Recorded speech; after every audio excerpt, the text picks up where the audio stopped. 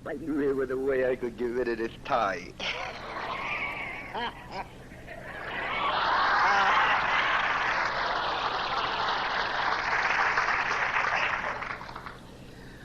My name is Jack Brennan, and I'm an alcoholic. Aloha. And hi, y'all. I come from Kansas City, and I got the boots on to prove it. Yes, sir. I know now why cowboys die with their boots on. You can't get the damn things off.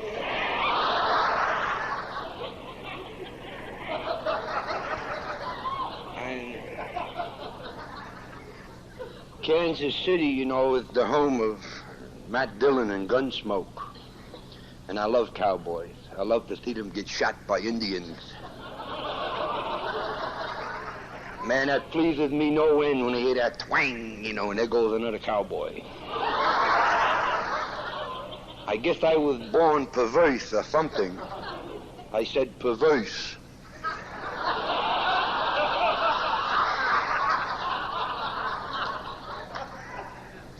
I'm glad this guy had sense enough to get Sandy to put this on me. Talk about the Alamo. Kansas City is also the home of Loretta Lynn. Loretta Lynn, you know, that country western singer. Everybody should know her in AA and Al-Anon, especially Al-Anon people. She wrote the Al-Anon theme song. Don't come home with drinking with loving on your mind.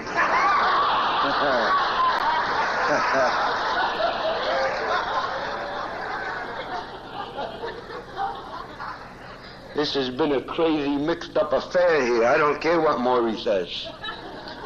This has been ridiculous. Johnny Harris out on a golf course playing golf. Any of the bangers I was ever in never played golf. I don't know where he learned. Father Fred sitting down there last night without his collar, talking with Bob Crosby, smoke-filled room. An escapee from the Texas State Mental Institution.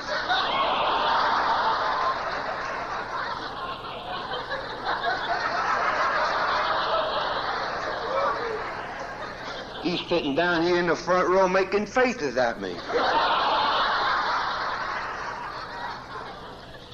He don't know there's a $50 reward for the return.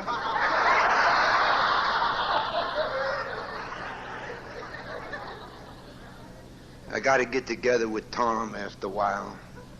I never could puke good. Maybe I get a few pointers from him.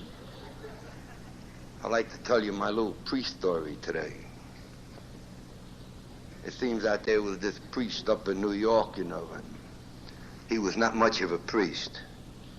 He couldn't do anything right, and his name was not Brennan either. And every time he walked up into the podium to read the Bible or give a sermon, he would fall and stumble and stagger and drop the book, and oh man, he was something. And the pastor of the church was getting kind of tired of this guy. And he said to him one day, "Hey, stupid, come here." And he said, "You know, you got to smarten up a little bit. We're going to get you rid of you." And he said, "You know, the best thing that a priest has to do is to give a good sermon."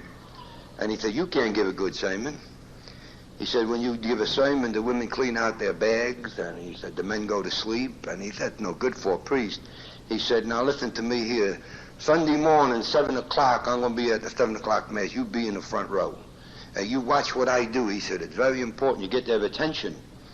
And then when you get it, you keep it. You deliver your sermon." He said, "You watch how I do, and then you do it." So Sunday morning, he was the pastor up in the church, you know. And he gets up to give the sermon, and a little guy is sitting down there in the front, all ears. And he says, "This morning, my friends, I have a deep, dark secret to share with you all." And man, he got their attention. And he said, "I'm in love with a very beautiful woman." And he really got their attention. I mean, you could hear a pin drop. And he said, "Her name is the Blessed Virgin." And then he delivered his sermon, and it was beautiful, see. So the little priest after the meeting come into the sacristy. He said to the pastor, I see what you mean. Ben, he said, that was good. He said, I can do that. Let me take the 11, will you? So you get in the front row at the 11 and I'll do what you did. So he gets the 11 o'clock mass, and here comes time for the sermon. He stands up there and he's very, very confident. And he says, this morning, my friends, I have a deep, dark secret to share with you all. The pastor is in love with a very beautiful woman. He says, but for the life of me, I can't remember her name.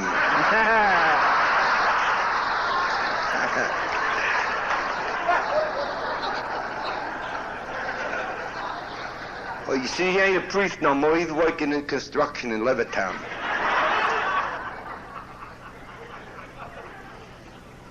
When I stood up here, I said that my name was Jack Brennan. I'm an alcoholic. And it don't make one damn bit of difference what that my name is. Not one bit. But it's very urgent, very important that you know that I'm an alcoholic and that I suffer from the disease of alcoholism. And to all intents and purposes, looking at me here today or seeing me outside, unless that I told you, you would never know it. And the point that I want to make here this morning is, don't remember my name, but just remember that I was able to come down here from Kansas City and fly on a plane and come here and find this place. And that was not easy. I came by the overland stage from Los Angeles. And they call Los Angeles the city of angels.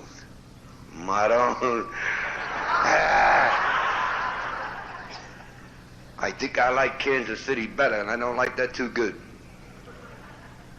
But at any rate, the thing is that I want to impress upon you that I'm here apparently normal, and yet I suffer from a disease that if I pick up one beer this afternoon, I know that in a very short period of time I would be dead.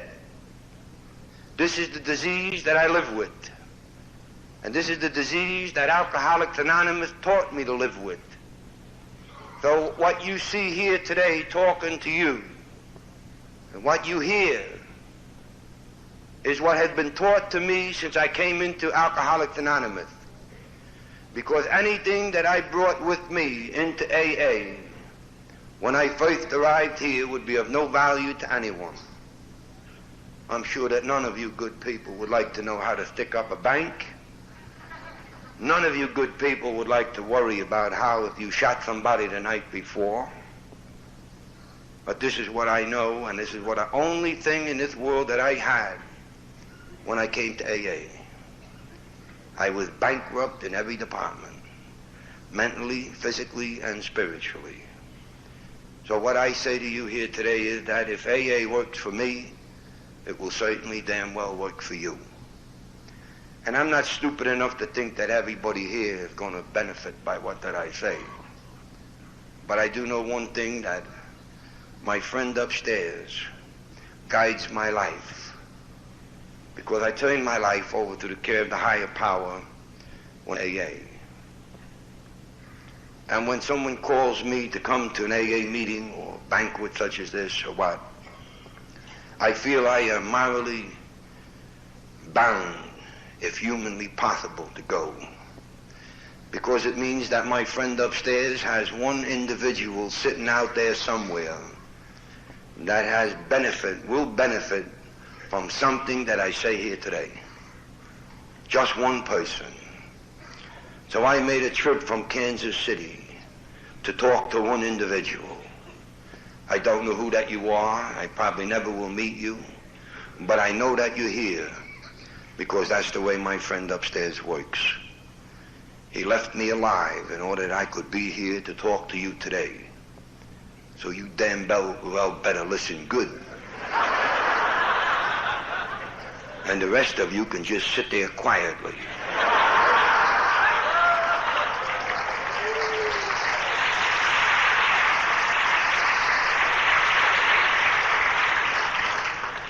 I take no pills. I don't understand drugs. I don't know too much of anything. In fact, before I came to AA, it was said that if it was raining soup, I would be out with a fork. And that still holds true. I have bought sweepstake tickets, lottery tickets. I played the numbers. I never won a damn thing. Yesterday I won something, or the day before, on the way down in the plane. I won a bottle of champagne.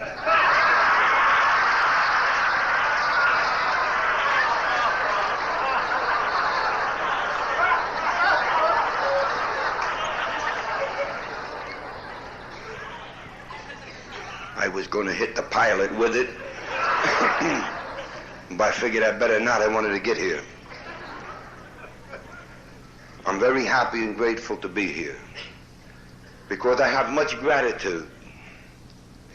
I have gratitude enough for everybody sitting here today. I have faith enough for everybody sitting here today because mine eyes have seen what AA will do. So I don't have any hesitation in telling you that I'm a walking, talking miracle. I don't have any hesitation whatsoever because when I came to AA, I was dead, completely dead. There was no hope anywhere for me in this world. And the results of AA and AA people and people like yourselves teaching me how to live with me and with my disease have given me 27 long years of good living.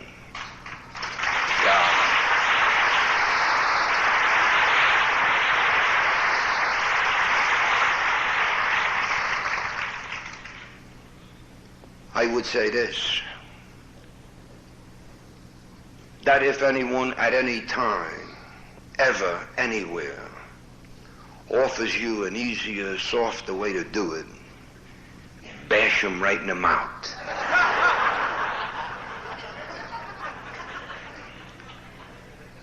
I love AA.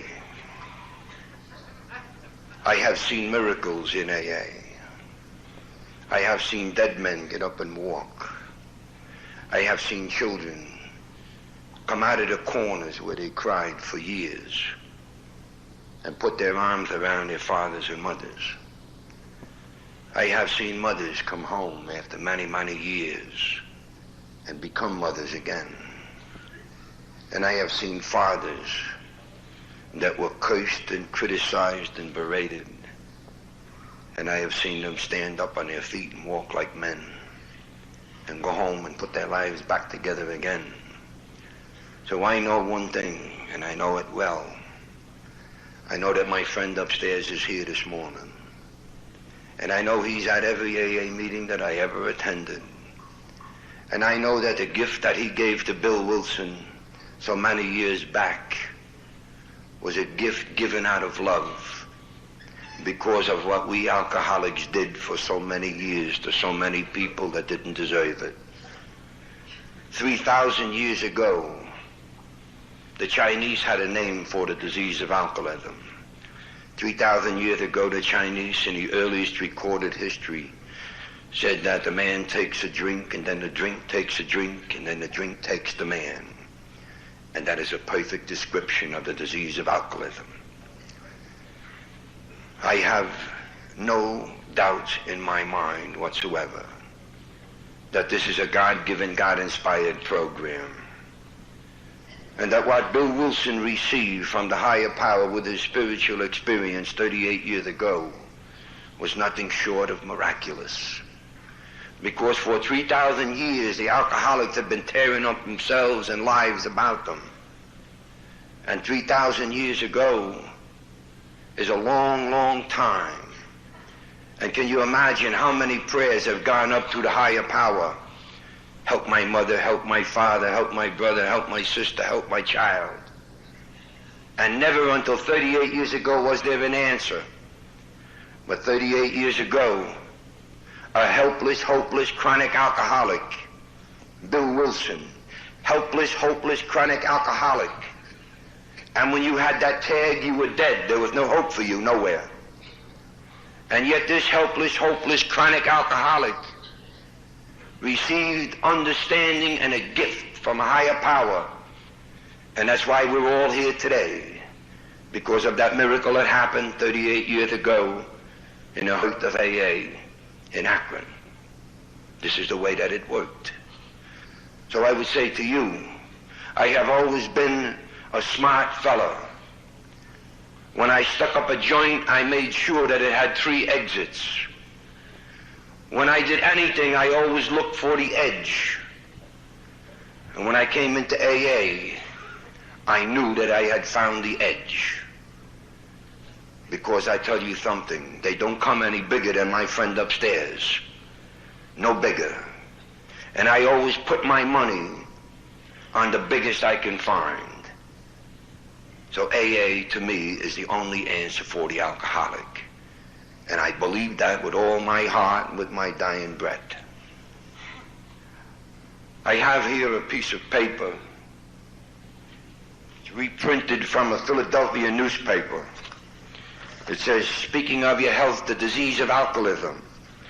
It's not supposed to be reprinted, of course. Well, I've reprinted about 500,000. And it was written by Lester L. Coleman, M.D. And if Lester Coleman doesn't like my reprinting them, what's he going to do? It's called The Disease of Alcoholism.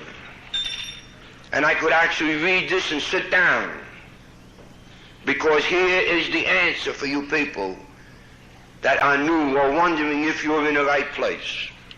You're in the right place. We're all here because we're not all there.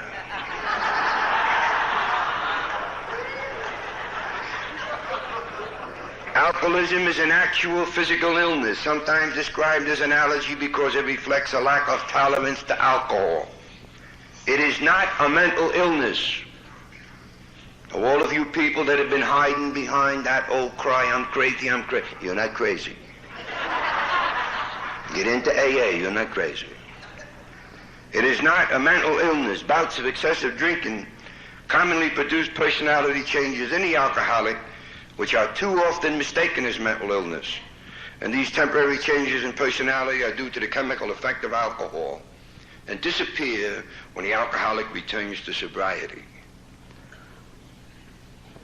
The alcoholic differs from other drinkers not by the amount of alcohol he drinks, but by his body's chemical reaction to it. The alcoholic may not want to drink, but he cannot control the impelling drive and the chemical need for the sustenance of alcohol. There is no cure. The only effective treatment is total and permanent abstinence.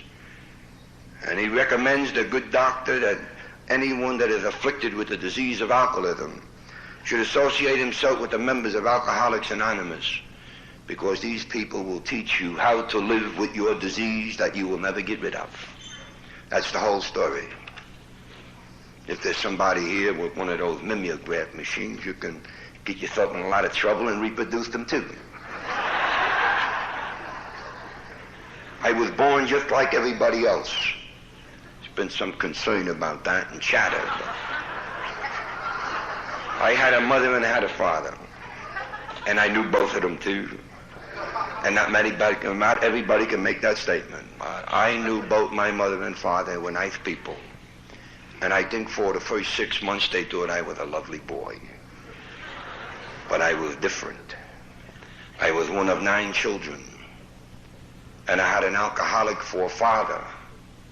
And my alcoholic father scared me to death. And I couldn't live like my brothers and sisters. I couldn't go to school. I couldn't sleep with a light off. My mother couldn't go to the store and stay overly long. All sorts of fear of impending disaster. I lived a life of terror as a kid. Nobody knew that I was an alcoholic because I had not yet drank. But the doctors today would describe me as a potential alcoholic. Or they would go even one step further and they would say that I would be chemically disposed to be an alcoholic when I drank. And what I'm driving at here is that the first and foremost manifestation of the disease that I suffer from is ungrounded and unfounded fear. And if you were to ask me as a kid, why are you so afraid, I would not be able to answer. I wouldn't know. Just that I had a knot in my belly that wouldn't allow me to play baseball, football. My only concern was what's going to happen to my mother when my father comes home drunk. And I used to look at my brothers and sisters in awe. And they would say, how can they live the way that they live? They go to school, and they come home with report cards, and they fight. And they do all the things that kids do. And don't they understand the terrible problem that we have in here, in my father? And I used to go and beg him, don't drink no more, Pop. And he'd say, no, Jack, I won't. And he'd take me on his lap, and he'd rock me forth and back in a rocker. And he'd tell me, Jack, I'm going to sober up, and I'm going to get you a pair of skates. And I'd say, oh, that's a good father. Now you're more like that guy down the street, Tommy McGrath's father. He's a good father.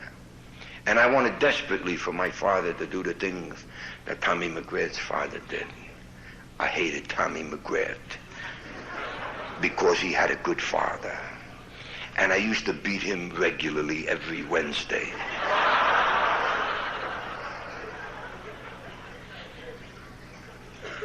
My father used to promise me and he would get a job, and he would, and I would sit on the stoop and watch for a week or two.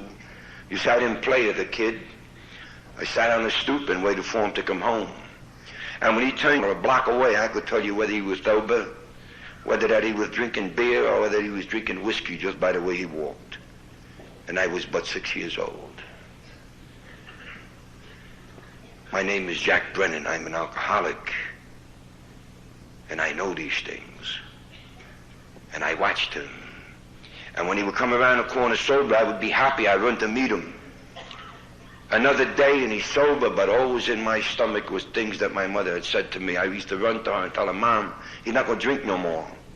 And she'd say, I know, I heard that before. Let's wait and see. And so I would wait. And good enough, one day he'd come around the corner, he'd be drunk. And I would be dashed to pieces again, you see. And I wouldn't talk to him. And I'd run down the cellar and I would hide behind the boiler where nobody could find me or reach me. And my brother used to come down and say, Jack, come on out of there. I say, no, go away. Go away. Leave me alone. I don't want you. I don't want nobody near me. My mother would come down. I say, no. And I would stay behind the boiler maybe 2 or 3 days. And I wouldn't eat and I wouldn't sleep and I would cry. And I would pray. And I would say to my friend upstairs, what do you do? And I couldn't understand because my mind wouldn't grasp. And he'd say, my father's a bum. And I'd say, no, he's not. And I was torn between love and hate. And I grew. And as I grew, my love and hate grew too. And then slowly the love diminished and subsided. Nothing but hate. Because what my mother would said was true. Jack, he ain't never going to sober up. He's a sick man. He's going to die alcoholic. And she said, not alcoholic. He's going to die drunk. And I looked at her and I agreed with her one day. Until that day, no one could convince me that my father was beyond help. But that day I knew that he was. And then I hated him. I hated his guts with a passion. And then my life started to change because now when I went to church, you see, I would pray not for my father's being sober, but my father being dead. And I would say, why don't he fall under a train? Why don't he get hit with a cab? Or why don't he fall down the stairs and break his neck? 7, 8 years old. And my brothers, they didn't understand. They used to laugh at me. They used to laugh at me when I would say things to them about my father. And when I would say I'm worried about Mom, they would say, oh, shut up, stupid. He's not going to hurt her, he's only drunk.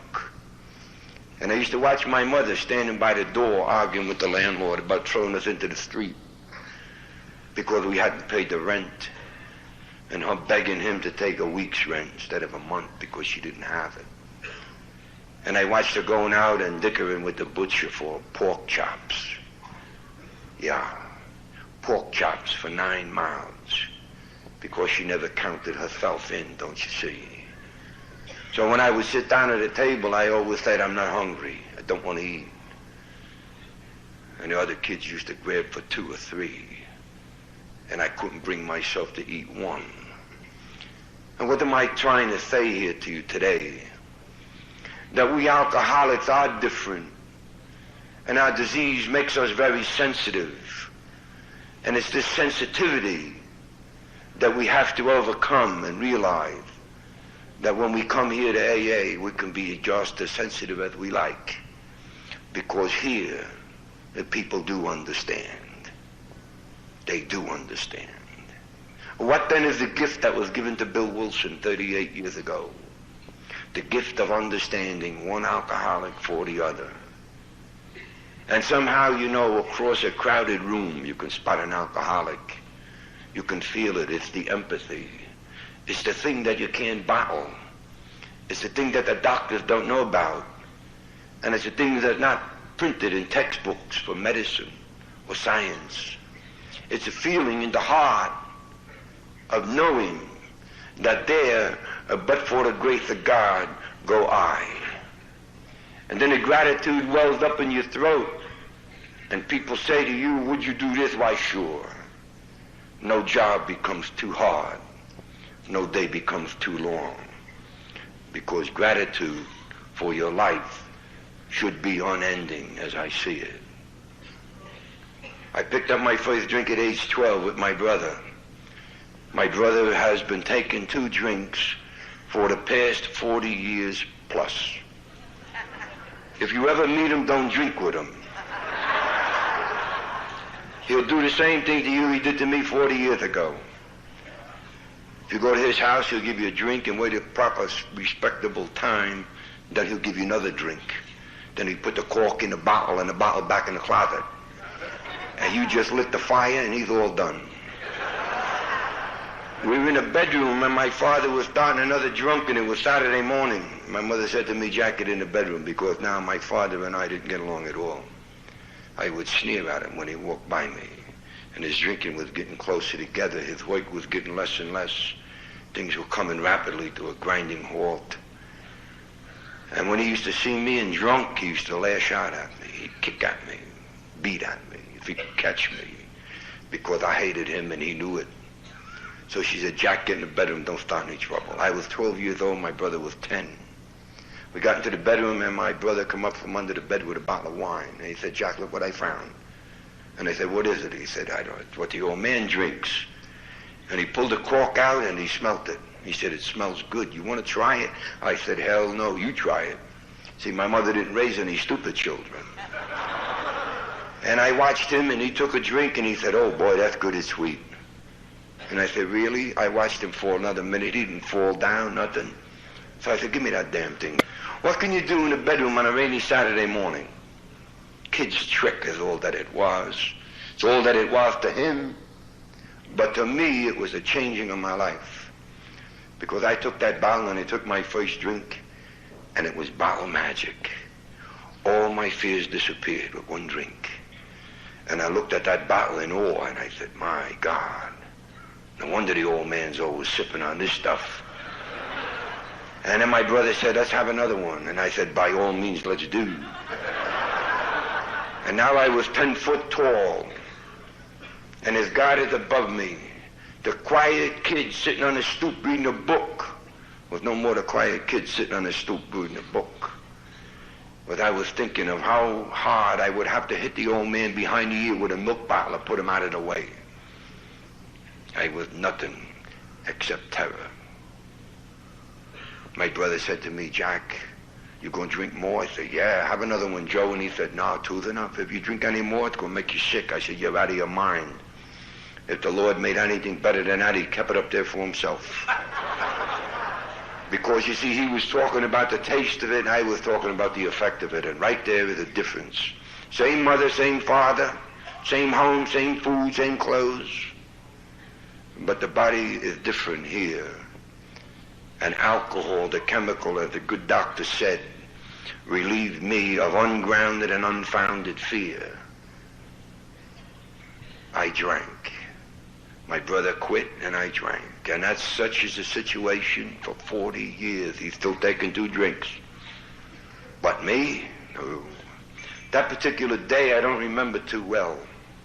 I remember the next morning when my mother woke me up in bed.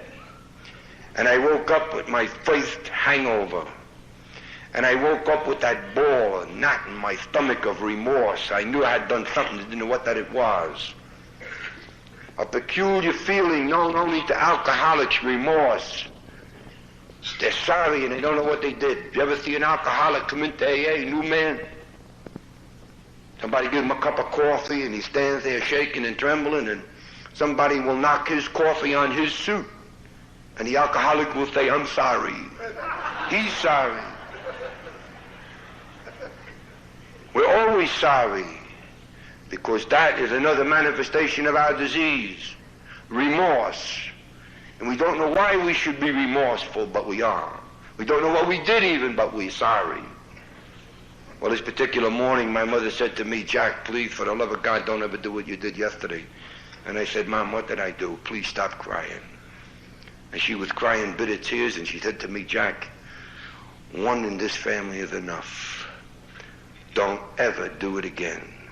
She said, you drink almost 3/4 of a gallon of wine, and then you tried to take a bath and you passed out in a bathtub. Your father and brother had to pull the door down and get you out of the tub and put you in bed. And you've slept all night. It's Sunday morning. She said, now get up and go to church. Don't ever do it again, Jack. And I said, Mom, please stop crying. It was a mistake. And I was lying, because I was scheming then how to get more. You see, all my life, people had told me, Jack, be like your brother. I would ask my mother a question. She'd say, be like your brother Jimmy, you'll be all right. I'd ask my father a question, be like your brother, you'll be all right. Nobody had an answer for me. Just be like your brother. And my brother was the kind of guy I couldn't be like. He hung his pants up at night. He saved nickels till he had dollars, and then he'd go to the bank and get dollars, saved them. He had one job for 27 years. My average was 27 a year. His report cards, they used to hang on the board in school. Mine, they used to put underneath the desk. I couldn't do anything right. And for me to try to be like my brother was impossible. And I tried, and I hated him too, because I couldn't be like him. Be like your brother. Well, now I didn't have to be like my brother. I could be my brother. All I needed was a little booze. I could do anything. I could go to school. I could do anything. I could walk. I could talk. I could play a little ball. I could do anything if I had a little booze. And how do you get booze when you're 12 years old? Well, that's very simple if you're an Irish Catholic. You become an altar boy. Oh, yeah. There's a lot of altar boys here, I know. Well, I was an altar boy before I picked up my first drink. And I used to ask for the 6 o'clock mass because you got the best chance there, see? Nobody had the 6 o'clock mass, no altar boys, only me. And I used to get there 5:15. And I used to do a lot of polishing. I used to polish everything and polish off a little something, you know. And let me tell you, they go first class in those sacristies, too. Well, I used to meet alcoholic priests because they used to get there 4:45. And that would be a bad day for me, because then, you see, now I couldn't do anything again. I would go to school and I would sit in the corner like Denny the Dunce. If I had a little wine in the morning, I could go to school and I'd tell the nun sister, why don't you just sit down in the front row there? I'll take over the class today. Yeah, see, Jekyll Hyde. Well, to make a long story short, that was my life. A yo-yo. Up and down. Up and down. Never ceasing. Always searching for something. Always searching for someone to understand me. Let me tell you very quickly where booze took me. I looked at my father, and I looked at my shoes, and I had no shoes. So work didn't work. Work was not for me. He worked like a horse, and I didn't have a pair of shoes. I never owned a new pair of shoes. I always had my brother's shoes, hand-me-downs, hand-me-down pants, hand-me-down clothes. So when I grew up just a little bit, maybe 12 or 14, I started to steal. And let me tell you something. I have stole much, much money in my life, much. And I don't stand here to brag about it.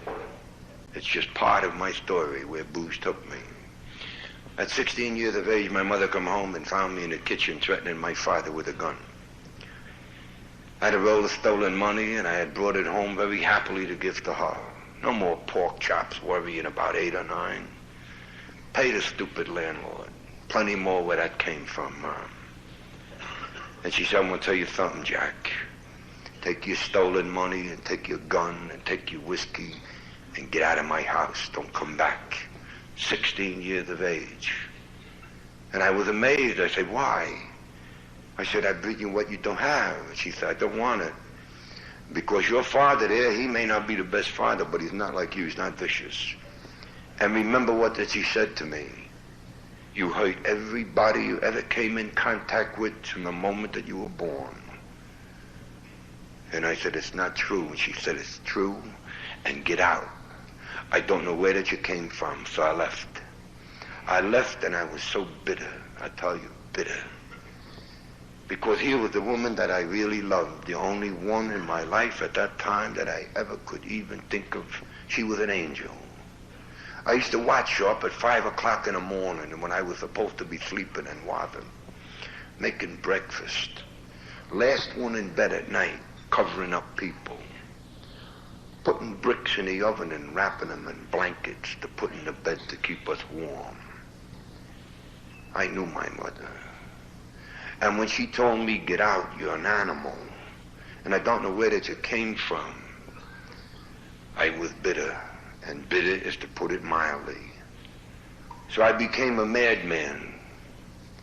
And I did a lot of nasty, nasty things in my life. And I make no excuse for them. I did them, and they're mine. And my background is mine. But I would remind you of one thing, that I'm an alcoholic. And if alcohol could take me to the depths that it took me, don't you be so damn smug and proud. Because what happened to me could happen to you too. And if not to you, then perhaps one of your children. I hope not. And I hope that my being here today will prevent one person, from throwing his life away that I threw mine away for a good many years. Because you see, I was a wheelman for a mob in New York. I could drive a car at 90 miles an hour and take turns that police couldn't because I had weights and offenders. And I would shoot back when they shot at me, and I've been shot and I've shot people. And I would think nothing of sticking up a joint, 4 or 5 of us, coming out with $10,000 or $15,000 as my share. I'm not proud of it. And there was more things that I'm not proud of. I love the feeling that came over me when I would stick a gun in a man's belly. And I would watch his mouth fall open in fear. And I would see the fear in his eyes. I was big. Oh, I was so big. And I loved it. I had respect at last. But you see, I didn't know what to do. And many times I would bash the man across the bridge of the nose. And some nights I wake up yet, and I have my nightmares about my past. And I sit on the end of the bed very quietly. And a feeling of gratitude for AA comes over me. Because here is a program geared for people like me. It enables me to live with my garbage. Yes, that was me. But thank God that's not me anymore. And this is the feeling that I have when I see in my mind's eye blood coming out of the corner of people's eyes that I've hit. And I can see one guy laying on the floor with his head split. I hit with a steel bar stool, almost tore the top off his head. And when they told me to run, I said, no, I don't run.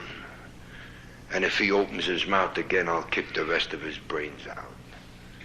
And I can see me standing laughing at other people after I've hurt them. It's not a very pretty picture. And I want to say one thing, that had I not been drunk or drinking, I could not have been capable of doing the things that I did. Impossible. You see, the doctor knows what that he's talking about.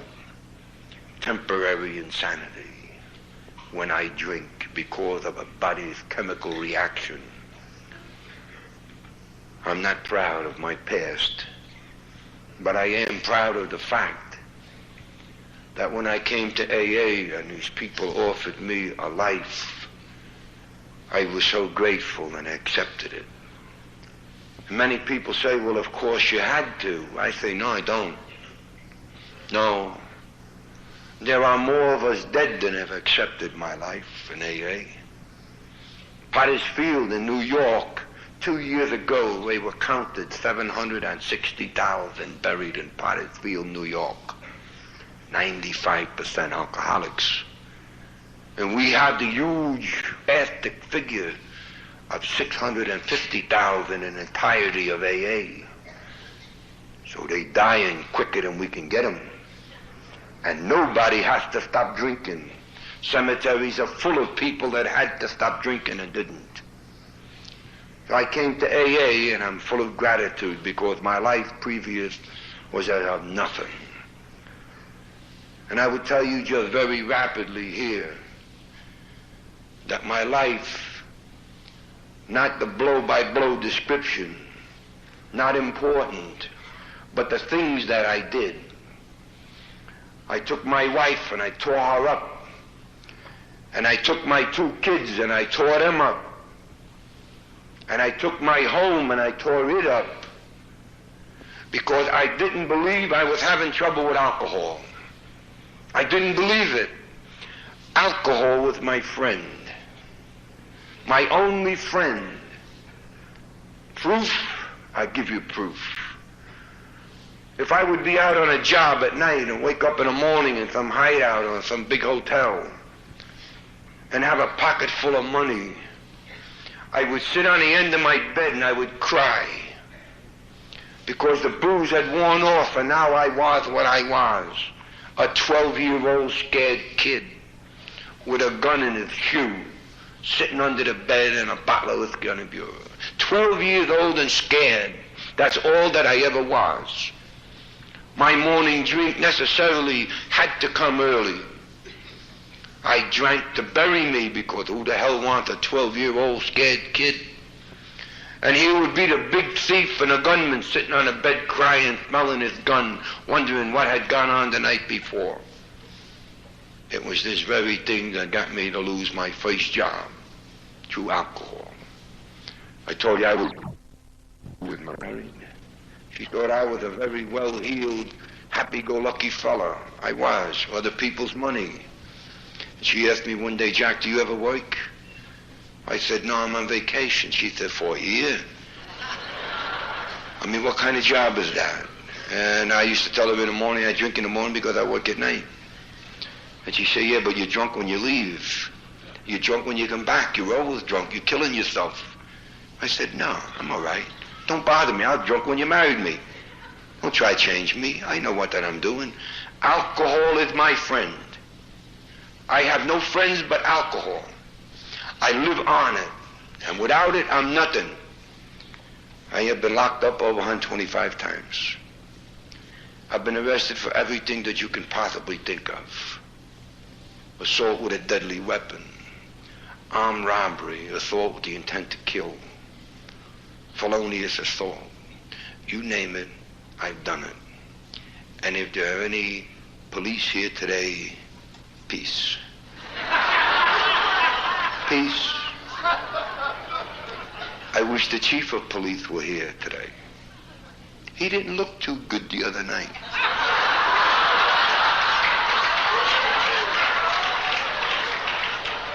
I was sitting here in the front row, and he was kind of looking three ways. And I wouldn't want to say anything, you know. But I would keep an eye on him. And if you get close to him, slip a little literature in his pocket.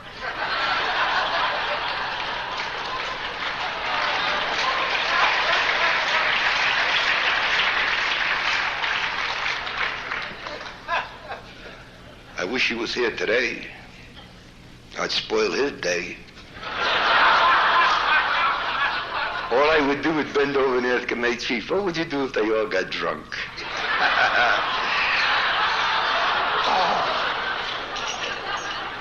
He would die.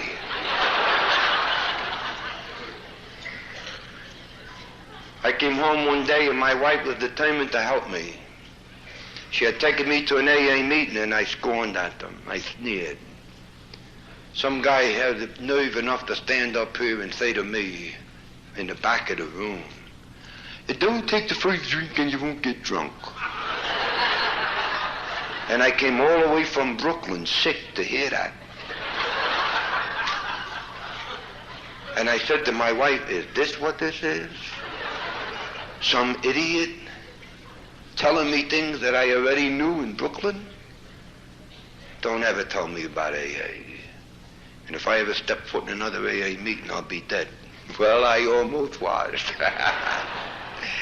But that was only the beginning of the Third World War. Because, you see, she was a determined woman.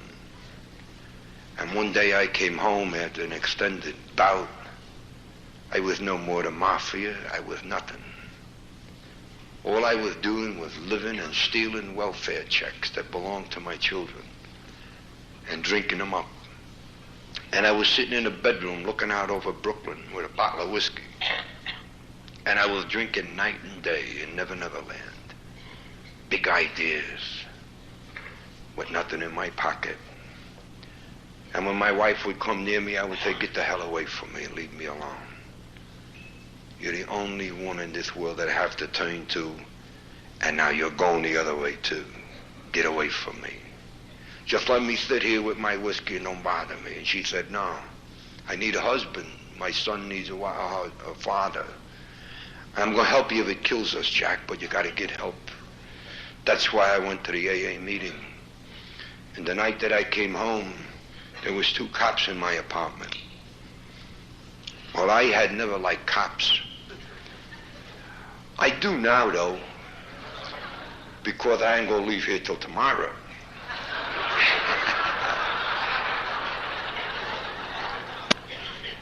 And I see a flash of a badge coming back at me from these lights right up here close. So these 2 were sitting in my apartment, and I said, "What are you doing here?" Of course, I didn't say it like that, you know, but there's too many women here. And they said, "We're here because your wife called us." And he said, "You know, you almost killed her last night." I said, "You're a damn fool. I wasn't even here last night." And she said, "Oh, yeah, you were. You come in drunk, you're fighting a war again, you had me hanging out the window by my throat." She said, "Go stop. I've had you up to here. I can't live with you no more. You tried to help you don't want help. The doctor tried to help you. Everybody's tried to, you don't want help. So I tell you something, Jack, what I'm going to do," she said. "I'm going to protect me and my boy from you. And whatever that it takes, I'm going to do, but I'm going to protect him." So I said, "Go shut up your mouth, you know, big hard man, me." And I said to the 2 cops, "You 2 out." And they said, "No." And I said, "Oh, yes, out." And they wouldn't go, so I threw them. And that was a mistake. Because then they went and they get reinforcements, you see. Then they come back and they threw me. And I want to tell you how they did it. They beat me down on the top landing of a 6-story building with clubs. And when I was all nicely clubbed up and in handcuffs behind my back, they said, "Now, how do you feel? You're still a tough guy?" I said, yeah. So they dragged me down the stairs by my heels, and my head hit every step on the way down. 6 flights of concrete steps. And when we get down the bottom, they asked me again, are you still a hard guy? I said, oh yeah. Please, I begged them, take off the handcuffs. And they did. And I went to work in the back of the building with 6 cops. And I remember vaguely getting bounced off walls and bounced off the floor. I remember getting in a few good licks, but I was losing. And I remember one time that one big fat slob there, he had his foot in my throat, and he was almost crying. And he said to me, hey kid, don't get up no more, please. We're going to have to kill you. I said, yeah, that's right. You're going to have to kill me because you ain't going to get away with it. And the next thing I did was come to in Kings County Hospital, flight deck, in a straitjacket, lashed to a bed, both my jaws wired together, broken, my skull fractured, my nose all over my face, my ribs kicked in, my fingers broken from someone standing on them. And I had a big lump of blood in the back of my throat and I couldn't spit it out. Well, I want to tell you something. If anybody ever in this world said and meant, that's my last drink, I want to meet him because I said it. And I didn't care nothing about anything. I just didn't want no more to drink. And I said, oh my God, if I ever get out of here, I'll never come back again. And I was released from there some 20 days later, and I went home. And I sat in a house, and it was like a morgue. Because the old man was home, and he was sick from booze, his nerves. And if the kids dropped a toy, I would jump. And if the phone rang, I would run to the bedroom. And I would sneak out in the middle of the night and stand on a porch so that I could get a little air. I couldn't go out in the daytime. There were people there. And I sat in a corner like a vegetable for maybe a week, not daring to drink, not daring to go out, unable to do anything because my friend had deserted me, booze. And I couldn't drink, and I couldn't live without it. And I sat, and I sat, and I sat. And my brothers came and said, come on, Jack, I'll buy you a job. I said, please, you don't understand. I can't go out in the daytime. He said, why? I said, I just can't. There's people out there. And he didn't understand. He said, they should have kept you in the hospital. I think there's something, you know. And my sister came and she said, you bum. My husband is working 2 jobs to support your family, and you sit here on your butt and you say you can't work. You can't get out and get a job, you bum. And I said, Agnes, I don't understand. Why are you treating? I can't go out. Don't you understand? And she said, no, I don't. Nobody understood. So I finally conned my wife out of 50 cents, and I told her if I had 1 beer, that I could go downtown and get a job, and I would. And that all I wanted was 1 beer, that's all, nothing else. And she believed me reluctantly, but she gave it to me. And I went down and I stood on a corner and I decided on 1 beer so I could get on that damn subway. And my intentions were beautiful. I was going to get a job, and I was going to straighten out, and I was going to do everything. And I went in and I had 1 beer, and it was like somebody turned a key in my head. Just like that, boom. And the next thing you know, I said, them cops that beat on me, I'm going to find them. And I found them. I found them 12 times. And 12 times I wound up in a straitjacket in Kings County Hospital in Bellevue. And 12 times I swore that I would never touch another drop as long as I lived. And 12 times I came home to a wife. In the middle of the night, they turned me to the hospital. And 12 times she asked me, what are you going to do now, Jack? I said, I don't know. But you see, I was not having any trouble with alcohol. None. Alcohol was my friend. So 12 times, and each time a little voice and each time a little harder to come out of the hospital. Because, you know, it gets to be a refuge after a while. A refuge. Don't have to pay any taxes. Don't have to worry about phone calls or mail. You don't get any. You don't have to worry about nothing. All your thinking is done for you. And you're a zombie. And the one thing that spoils it all is that you know you don't belong there. Not when you're sober. You don't belong there. You are not crazy. The chemical reaction in your belly is what turns the mind off. 12th time I come out, they stood me before a judge and my wife. Wouldn't let me have a drink that day, took me directly from hospital to court. I had by this time been blinded in one eye with the beatings.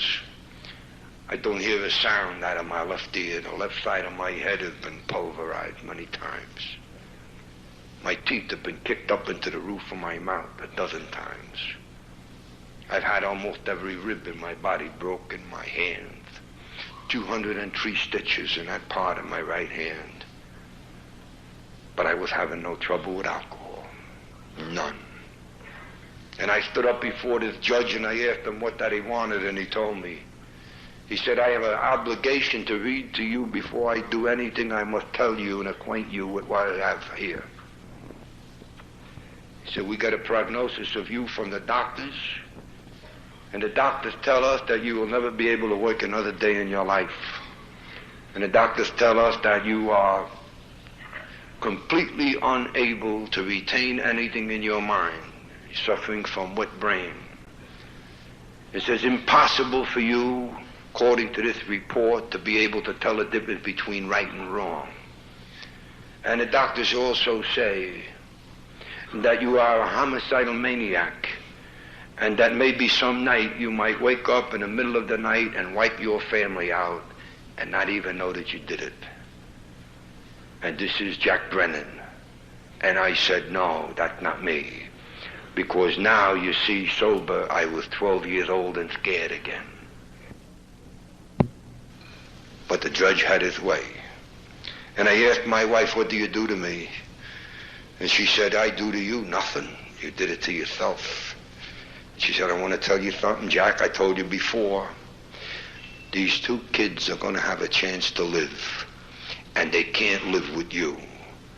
So I'm going to take them now, and the judge has given them to me, and you get out of our lives. Same words my mother used. You've done nothing but hurt everybody you ever came in contact with, and you're an animal. And get lost. Leave us alone. And if you stick your dirty face in my home where I'm raising my children, she said, I'm going to kill you. She said, I'll get you while you're sleeping. I'll put a knife in your belly. She said, but I'll guarantee you that I'll do what somebody should have done a long time ago. She said, I'll kill you. I hate your guts. And I left the courtroom that day, bitter and nasty. And I had big ideas of going over to New York and going up Mulberry Street and getting myself a gun and make a couple of scores and come back with a new suit and a roll of money, and she'd love me like always. No. You see, the biggest thing that AA does for us, it fulfills what the Lord calls the greatest of his commandments. Yeah. Live together and love one another even as I have loved you. That's what AA is, and that's what I was not.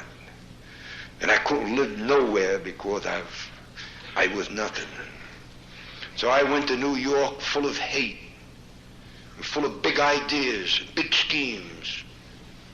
But I could not understand why people always wanted to take my booze. If they only would let me drink and leave me alone, I would have been all right, I thought. So I went to New York more bitter than any man could possibly be, full of hate. But I couldn't go up Mulberry Street and get a gun. Nobody even would trust me with a gun. I was nothing. I was wiped out, and I didn't know it. But what happened was that I wound up on the Bowery in New York. And I lived on the Bowery in New York for about 2.5 years. And I slept in the snow and in the rain. And I had body lice. And I had hair down the back of my neck. And I had blood all over me from falling down subway stairs and getting hit by cars and trucks and not remembering. And I lived in Never Never Land for 2.5 years. And I picked butts off the sidewalk and smoked them before I would ask anybody for a cigarette. And I would steal drinks from other alcoholics laying sleeping on the Bowery. I would steal their bottle because I needed it more than they did. Because every time that I woke up, I keep my eyes closed, hoping that what I was smelling was not me. And if I would only go back to sleep, maybe it would disappear and I'd wake up and I would be home again. But it was me. And I stunk like a goat on Goat Hill. And my mind was sick and my body was sick. And I could barely see and I could hardly talk. But I drank because I didn't like a 12-year-old scared kid. And I couldn't live with me. And I lived like that for so long. And my friend upstairs must have despaired many times. But one day, he had his way. Because I took my morning drink and I went into a filthy, stinking bar that you wouldn't walk in. And I walked into the toilet in that bar because I knew that the first one would always come up. And when I threw up that morning, it was very rugged. And the second and the third come back unusual. And with the third or fourth one, half my stomach came. And I had a terrible case of hemorrhage of the stomach. And I was so weak from lack of food that I fell down on my face. I was barely able to manage to hook my chin on that filthy bowl. Picture it. Too weak to move. Bleeding like a stuck pig. And it was at that moment my friend upstairs came into my life. Because I lay there and I literally watched myself running down a toilet bowl. And it was at that moment that I looked at the bottle that I was trying to drink and I said, no, that's my trouble. Not my wife and not the police. The booze is my trouble. And I said, to hell with it. I don't want it no more. Let me die. Why am I fighting so hard to stay alive? Let me die. I threw it over my shoulder and I closed my eye and I waited to die. But my friend upstairs, you see, he always has the last word. I'm not dead. I'm alive. Because I believe this with all my heart, that alcoholics in AA are very special people. Emissaries, couriers, if you would, of God's goodness. We have a beautiful job to do once we arrive, because to us is given the power to carry the message to another sick alcoholic and bring him to AA, where he too will be under the care and umbrella and scope of the higher power. I know, because it happened to me. Why should I not tell you? Should I tell you something different? I can only tell you what happened to me, and you judge for yourself. Because while I lay there in that stinking, filthy, lousy toilet on the Bowery in New York, more dead than alive, wishing to die and not knowing how to go about it, the man upstairs took care of me. Because he saw what I had done. I had made the first step. I had thrown the bottle over my shoulder and said, that is my trouble, and I put my finger on the trouble where it belonged. Admission. What did he do for me? My mind was chaos. The doctors were right. I had wet brain. I suffered severely from wet brain. And yet while I lay there, I saw the most brilliant, clear pictures that I ever saw in my life. I saw pictures of my wife and kids, action pictures. And I saw me in that picture too. And I saw pictures with me not in that. And I saw France and Germany and Egypt, where I had been years before. All beautiful, clear pictures. It was like a kaleidoscope going before my mind. I couldn't understand words, but I could understand pictures. And one of those pictures came up, And I couldn't understand it. It was like I was in a light looking down at a group of people all milling about, all nicely dressed, all drinking coffee. And I couldn't figure it out. What is that? I knew the others, but I knew this one. And then suddenly, like a bolt of lightning, it came what that it was. It was that AA meeting I had been at years before, where that guy said, don't take the first drink and you won't get drunk. And those people were AA people, all smiling and laughing, nicely dressed. And it was then that the feeling came over me of despair. Oh my God, I said, Jack, you had it in your hand and you blew it. You threw it away. That was the answer. Why did you do that? And I started to sob and I got almost hysterical. You see, I accepted. I accepted. And then my prayer of despair, which is always answered. No prayer of despair ever goes unanswered. First attention from the higher power, a cry of despair from the heart. And I said to myself, my God, why didn't I listen? If only it was not too late. Then a feeling come over me. Maybe it wasn't too late. And I crawled out of that dump about 7 hours later on my hands and knees. And I sat on the sidewalk begging somebody to call AA for me. And some kind person did. And I don't know who it was until this minute. All I remember is saying, all right, kid, I'll call them. And I remember them saying, sit there and I don't wander off because they're coming. And I sat waiting for AA to come. And I want to tell you something. While I sat, I said, are they coming? Is it a dream? Am I hallucinating again? Or did I move?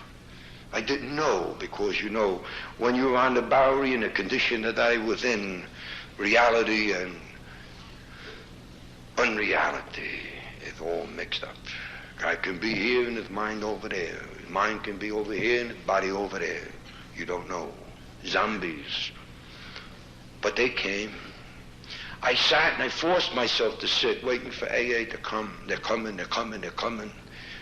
And my head trying to hold on to just one thought. They're coming, they're coming, they're coming. And they came. Little guy stood in front of me with his wife, and she said, oh my God. And he said, shh, it's all right, Gene. Don't worry about it, he won't hurt you.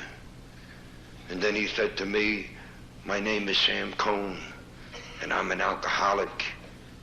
And if you want me to help you, do you want to stop drinking? And I said, oh my God, yes.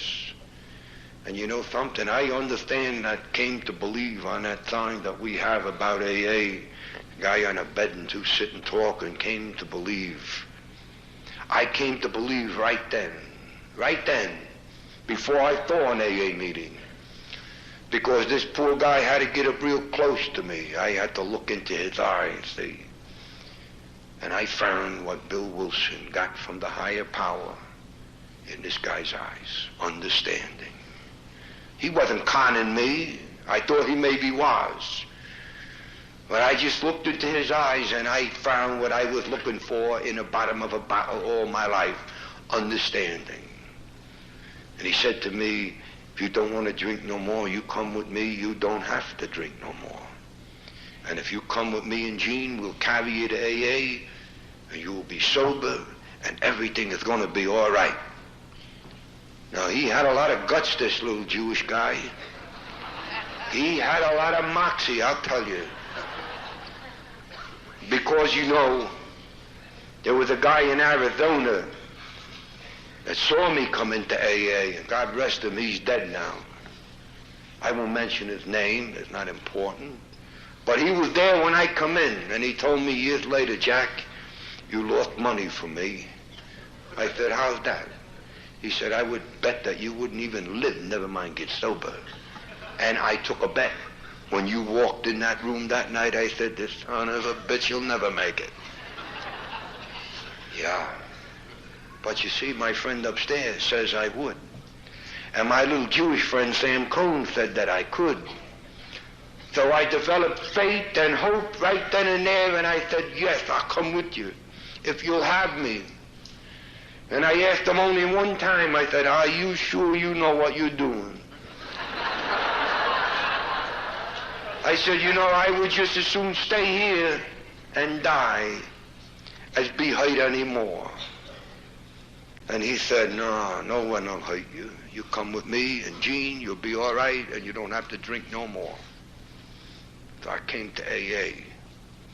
One half of one sneaker on one foot. One half of a sock on the other. A pair of dirty, filthy pants. One shirt. One eye. One ear. A busted mouth. Full of body lice. Full of blood. And full of filth. I want to ask you, does AA work? I bet my life on it. And I want to tell you, it for damn sure does. AA works every time, if you want it. And if I can do it, anybody sitting out there can do it. Because there was nobody more sick that didn't die. There was nobody had more trouble.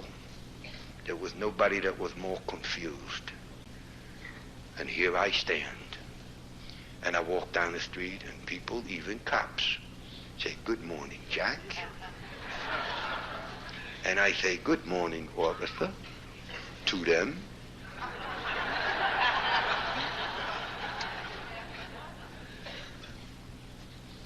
And I love each and every one of you.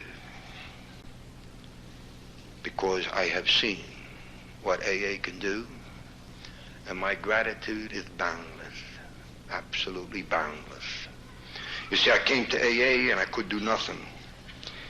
And I would like to tell you at this point what the disease of alcoholism does. It bankrupts us mentally, physically, and spiritually. The one chemical disease affects us mentally, physically, and spiritually. Mentally, it enables you to do things that normally you wouldn't want to do. Physically, it tears you apart. And spiritually, it buries you. And spiritually, it has nothing whatsoever to do with church. Nothing. You see, to my mind, a spiritual individual is an individual who is wanted and needed and loved. The alcoholic is not wanted, not needed, and not loved at any time. So if you are wanted, needed, and loved, you're spiritual. If you're not, you're not. That's it.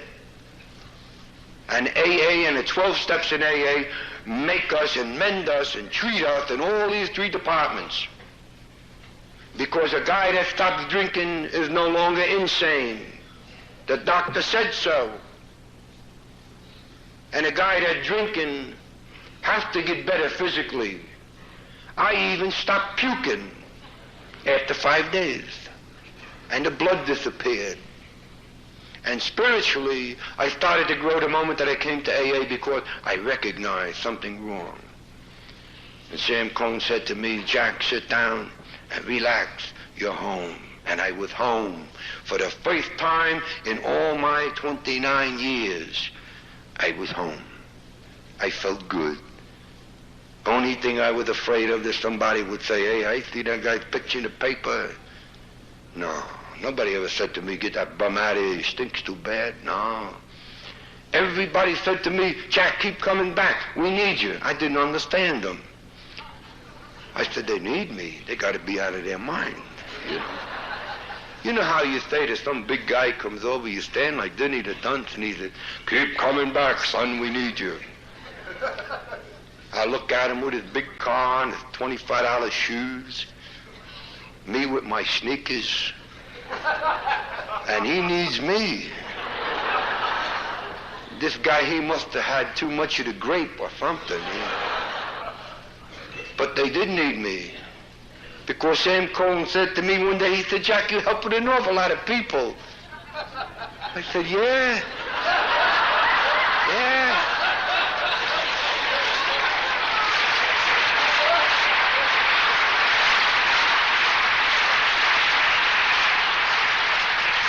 And I asked him, how do I help people, Sam? He says, well, when we get new people in, we fit them near you. And we tell them if they keep drinking, it won't get like you. And then I used to make faces at them. I scared a lot of people sober. And I said, whoa, that's nice. I like that. See, I was becoming spiritual and didn't know it. And then he said, how about you wash the dishes? I said, oh, sure, I wash the dishes. And we had very lovely cups that belonged to the church, china. And 2 weeks later, they're all gone, paper cups. But do you think they hollered at me? No. They used to hear the cups going bang, boom, bang. And what are you going to do? He's trying. And then I got a job as a professional dishwasher. Didn't last too long. I kept moving from place to place. Brooklyn is not that big, you know. And I'd break a lot of dishes and they'd take it out of my pay, but I was wound up. I had a room. Yeah. You had to step outside to change your mind, but I had a room. Cost me $4 a week. It was a beauty. No window, but I didn't have to clean it, see? And I was happy. Because for the first time in my life, I was becoming spiritual. People needed me. People wanted me. Keep coming back, Jack. We love you. And I said to Sam Cohn one day, I said, hey, Sam, you keep telling me you love me, kid. You know, where I come from, men don't love men. And I said, you're not one of them funny kind of people, are you? And he said, no. He said, we love you because you're an alcoholic. Now you chew that one over. Because I'm an alcoholic. How nice. Up until that point, everybody I knew tolerated me, in spite of my being an alcoholic. But here was this nice little Jewish man telling me he loved me because I was an alcoholic. And how good that it was. And you know what else he told me, Jack? Be yourself. Don't hide like you always did this way. Two people, buried. Be yourself. Come out. Tell everybody, how did you feel? We got so many brains here, we can help you. He didn't tell me like my father and mother told me, be like my brother. No. Be yourself. So I could sit down and he'd say to me, Jack, did you hear the meeting? I say, yeah, it was good. He'd say, who spoke? I don't know. And he would laugh. He'd say, but you were here. I say, yeah, it was a good meeting, too. And you know something? I was living for the first time in my life. Yeah, I was living. And then one day, you know, the group, they sent to my room where I was living a letter to me, Jack Brennan, and my address. And it was put in the mailbox for me. Amazing. I opened it up, and there it was. The meetings next month will be... And I said, boy, I have arrived. They got me on the books. Yeah. And one day my wife came to meeting. About 2.5, 3 years I was sober. And all the old fears come back up in me. And I said to Sam, Sam, watch her.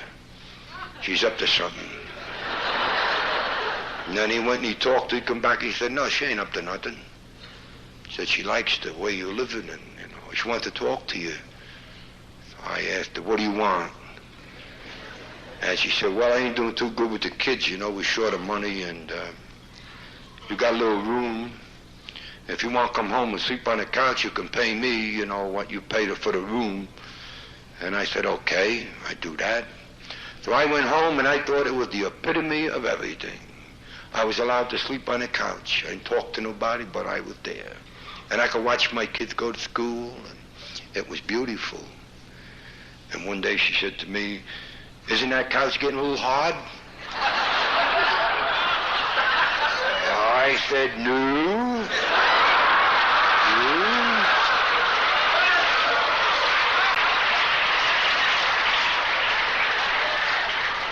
And then she made improper advances to me. And I went up to Graymore to speak to my advisor, the Holy Mountain. And he said to me, that woman's making a noise like a wife. He said, good, go home. I said, how the hell do you know it's good? You're a monk. And 3 days later, I went home. hardest thing that I ever did. Because I sat at a table with two children that I didn't know. And my boy used to follow me around and pick up my glasses and pick up everything that I would drop, and my mind was... And my daughter used to sit and say, "Come on, Pop, you can do it." And she would sit on my lap and hold my hand with a knife in it and teach me how to cut meat. Because they told me I'd never use my hand again. And she used to hold it tight so the knife wouldn't fall out. And we'd cut. She'd say, "See there, you could do it." Yeah. And then one day my wife told me that she was expecting again. And I had my third child. Now my cup was full. I had the most beautiful feeling that I ever had in this world. And it was only the beginning. Because you see, it says the third step, turn your life and will over to the care of God as you understand him. I didn't understand him. I said to Sam Cohn one day, I said, "Sam, I owe you my life." He said, "You're a stupid Irish bastard." Excuse me, but that's what he said. And I said, "Why do you talk that way to me?" And he said, "Because that's what you are." And I said, "That's not nice, you know." "And why do you say that?" And he said, "Well, because I want to tell you something. What I did for you was done for me the same way. And the guy that did it for me had it done for him. And the guy that had it done for him had it done for him. And if you take it all the way back to the beginning, the guy upstairs did it for Bill Wilson, so that's who you owe, not me, stupid." I said, "Oh." And they said, "Well, what then do I do?" He said, "Go tell him thanks." I said, "I don't talk to him." He said, "That's why you're ungrateful bum. Because you don't talk to him. You've got shoes on your feet, you got a room, you're home with your wife, you're working, washing dishes, you got clothes. Your life has changed. You're not drinking, and you don't talk to him. Shame on you, you rotten, foul bum." Well, you see, nobody could talk to me that way. I had to admit I was wrong, so I said, "All right, tell me what to do, and I'll do it. Don't get excited. Remember your apoplexy."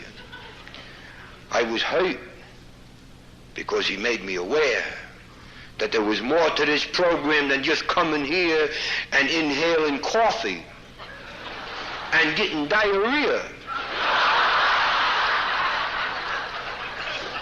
He said to me, "When you go home tonight, you talk to your friend upstairs. He must love you good because he sent me out to get you. And I went out and get you, you bum, and now you're here. Take care of yourself. Talk to him like you talk to me." And he said, "No, wait a minute. In your case, clean it up a little bit."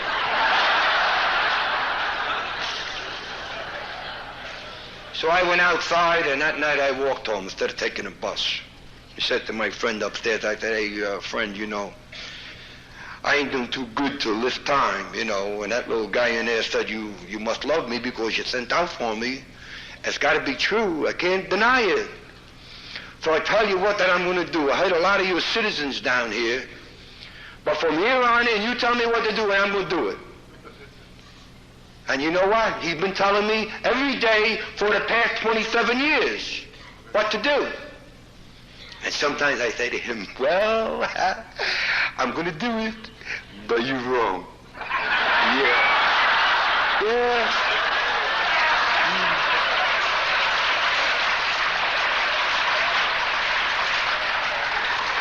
And when you get in trouble, don't you come to me. So I do it, confident that this time he made a boo-boo, and he never did. So over the years, I have become instilled with one thing. Accept the things you cannot change, courage to change the things you can, and the wisdom to know the difference. Our Serenity Prayer has all of that in it. That's a complete AA program, surrender and acceptance. See, I struggled hard. I went down the basement with my wife when the kids went to bed, and I sat in the front of a mirror, and my wife said, "Now say this, Dopey." And I learned how to talk. Over and over for hours, pronouncing words. I know what it is. I've been there. And the greatest thing that ever happened to me was when someone asked me to speak at a meeting of nice people, as I called them, because I thought that I was only fit to speak at Salvation Armies and prisons. I wouldn't go to a group where they had a few bucks and a car. I was wrong again. So over the years, my friend upstairs has taken care of me well. He's given me a third child who is now in Pennsylvania in college studying to be a doctor. I have a daughter.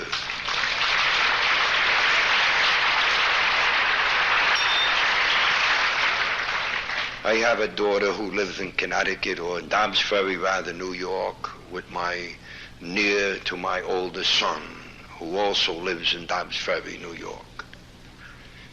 And my oldest son is an alcoholic, and he tore his life up for 15 years or 16 years. He did time in prison like his father, and hit skid rows and Boweries, and he did everything his father did. And my wife used to say to me, he's just like you. And I said, he better be just like me. Because if he's like the guy down the street, you're in trouble.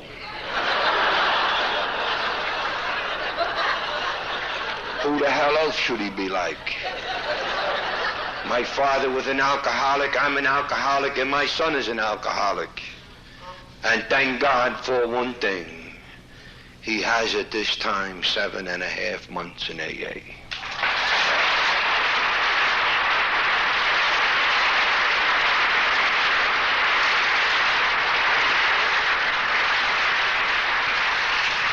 And he tore my wife's heart out, and he tore my heart out.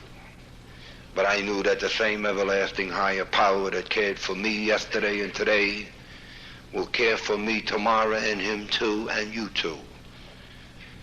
So I walked with confidence for the past 15 years. I knew that one day that he too would come under the scope of the higher power.